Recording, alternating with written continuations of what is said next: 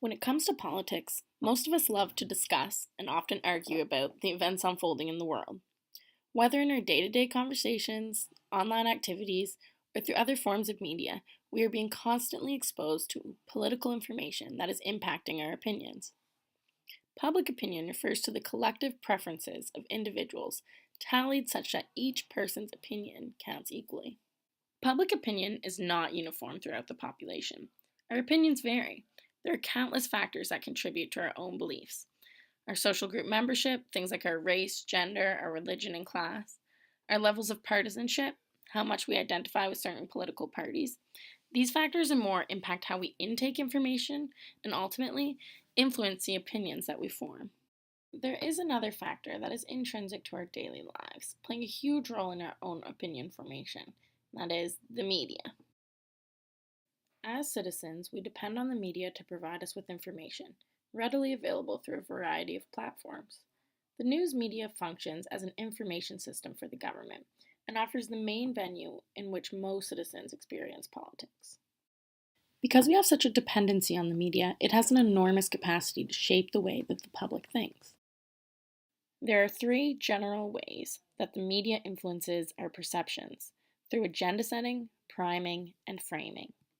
Agenda setting is a continuous process that gives the viewers an idea of what they should consider important. Iyengar and Kinder's 1987 study showed that television news shapes viewers' political priorities by focusing on some issues and ignoring others. Participants viewed issues that they were more exposed to as more important and were more likely to view these issues as some of the most pressing facing the country. Priming is a process that alters the standards that citizens use when making political evaluations. Iyengar and Kinder also showed that when the media becomes preoccupied with an issue, that citizens will judge political actors by their performance in dealing with that issue. Framing offers the viewer an interpretation of an issue. Articles presented in different frames usually have the same factual content but put varying amounts of emphasis on certain dynamics of the issue.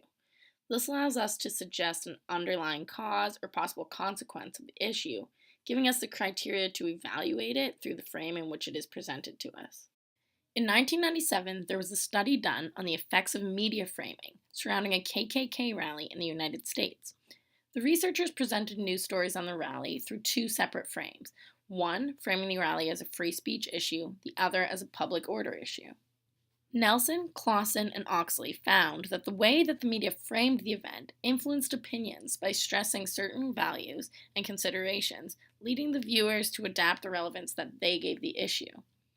Just by making certain considerations seem more important, the media causes us to give them greater weight when formulating our final opinions. This study also found that media framing has the ability to affect our tolerance decisions. The individuals who were exposed to the free speech frame showed greater tolerance to the KKK than those exposed to the public order frame. A more recent study, published in 2013, examined the foundations of public opinion on voter ID laws. The authors found that political predispositions, including ideology, party identification, and racial attitudes, influence support for the laws.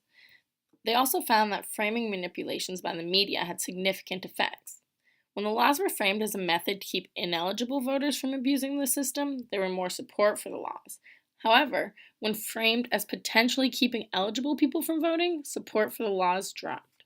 Looking at these results, we can see that our opinions, and in turn our predispositions and prejudices, are impacted by the variations in framing used by the media that we take in. Knowing this, it is important to be critical of the media we intake and be aware of how it could be affecting our own perceptions. In particular, considering how marginalized subgroups are impacted by media effects.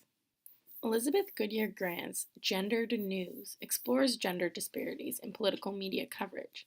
She found that female candidates often receive more personalized coverage of their appearances, family, and their romantic lives, that they were portrayed as less viable candidates for office and as very aggressive political competitors. Aaron Tolley's 2016 novel, Framed, found that media coverage of visible minority candidates is more racialized, that they are more likely to be portrayed as novelties, they receive less prominent coverage, and they are less likely to be quoted directly. These studies offer some vital insight into how and why we form the opinions that we have, By using agenda setting, priming, and framing, the media is effective in shaping our beliefs. Even when the framing is not obvious, it is impacting our perceptions.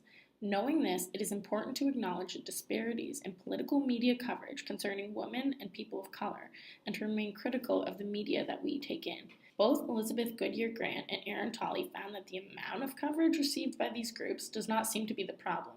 Rather, the quality of that coverage was varied.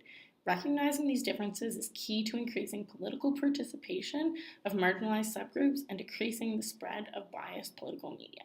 Thanks for listening.